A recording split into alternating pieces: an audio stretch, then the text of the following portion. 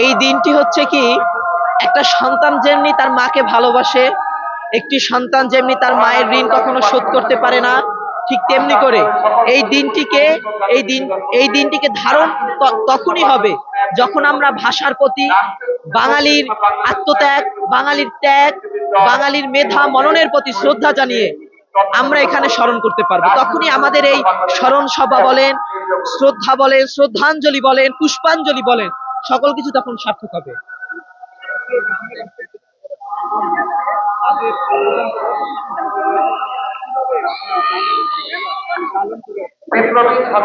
দেখুন, সাম্রাজ্যবাদী শক্তি এবং হচ্ছে পরাজিত শক্তি, যারা আমাদের বাংলা ভাষার বিরুদ্ধে ছিল, যারা পরাজিত হয়েছে, যারা ৭১-এর স্বাধীনতার বিরুদ্ধে ছিল, তারা পরাজিত হয়েছে।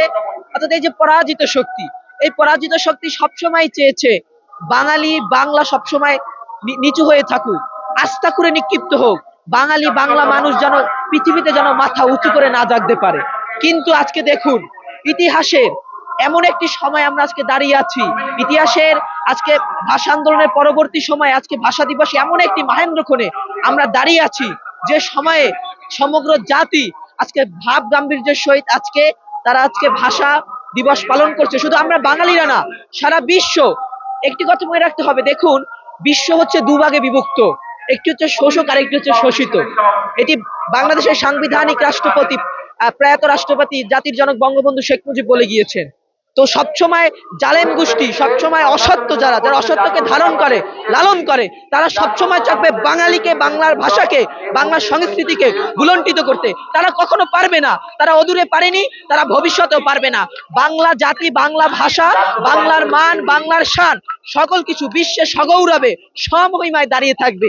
যদি বাঙালি যদি পরাজিত হতো, তাহলে 1952 সালেই পরাজিত হয়ে যেত, 1966 সালেই পরাজিত হয়ে যেত, 1962তেই পরাজিত হয়ে যেত, তারা জয়ী হতে পারতো না। কিন্তু তারা যেহেতু জয়ী হতে পেরেছে, যারা যেহেতু জয়ী হতে পেরেছে, ৭১-এও পেরেছে, তারা সারা জীবন ইনশাল্লাহ পারবে। দেখুন, বঙ্গবন্ধু জিয়াউর রহমান এর হচ্ছে দেশের সূর্য সন্তান। হ্যাঁ, জিয়াউর রহমান এই দেশের একজন সামরিক যোদ্ধা, বঙ্গবন্ধু একজন সুপ্রিম লিডার। হ্যাঁ, এগুলো তো ইতিহাস থেকে মোছা যাবে না, এগুলো হচ্ছে চিরন্তন সত্য।